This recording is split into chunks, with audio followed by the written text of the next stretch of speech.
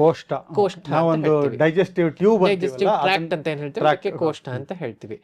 So ಈ ಕೋಷ್ಟ ಹೇಗಿದೆ ಅಂತ ಅಂದ್ರೆ, because structure and function that is the component which is generating this energy. ಹೌದು.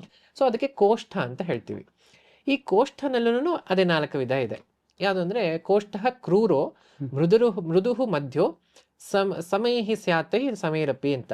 ಅಂದ್ರೆ ಕೋಷ್ಠ ಕ್ರೂರವಾದಂತಹ ಕೋಷ್ಠ ಅಂತ ಹೇಳ್ತೀವಿ. ಕ್ರೂರ ಅಂತ ಹೇಳಿದ್ರೆ, ಕ್ರೂರ ಅಂದ್ರೆ ಭಯಾನಕವಾಗಿರುವಂಥದ್ದು ಅಲ್ಲ, ವಿಲನ್ ಅಲ್ಲ. ವಿಲನ್ ಅಲ್ಲ. ಕ್ರೂರ ಅಂತ ಹೇಳಿದ್ರೆ ಇಲ್ಲಿ ಕಷ್ಟ ಅಂತ, ಅಂದ್ರೆ ನಿಧಾನ, ಸ್ಲಗ್ಗಿಶ್ ಇರುವಂತದ್ದು ಕ್ರೂರ ಕೋಷ್ಠ ಅಂತ ಹೇಳ್ತೀವಿ.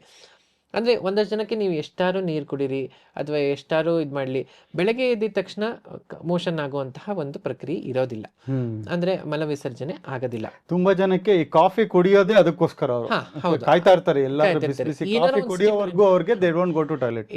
ಏನಾರ ಸ್ಟಿಮ್ಯುಲೆಂಟ್ ಬೇಕು, ಅಥವಾ ಅವರಿಗೆ ಅದನ್ನ ಸ್ನಿಗ್ಧತೆ ಬರುವಂತದ್ದು ಏನಾರ ಬೇಕು, ಅಥವಾ ಟೈಮ್ ಹಿಡಿಯುತ್ತೆ ಒಂದ್ ಸ್ವಲ್ಪ, ಅಥವಾ ಈವನ್ ಮಲ ವಿಸರ್ಜನೆ ಮಾಡ್ಬೇಕಾದ್ರೂ ಸ್ವಲ್ಪ ಟೈಮ್ ಹಿಡಿಯುತ್ತೆ. ಅಂದ್ರೆ ಸುಮಾರು ಕುತ್ಕೊಂಡು ಅಲ್ಲೇ ಪೇಪರ್ ಓದ್ತಾ ಇರ್ತಾರೆ. ಹೌದು.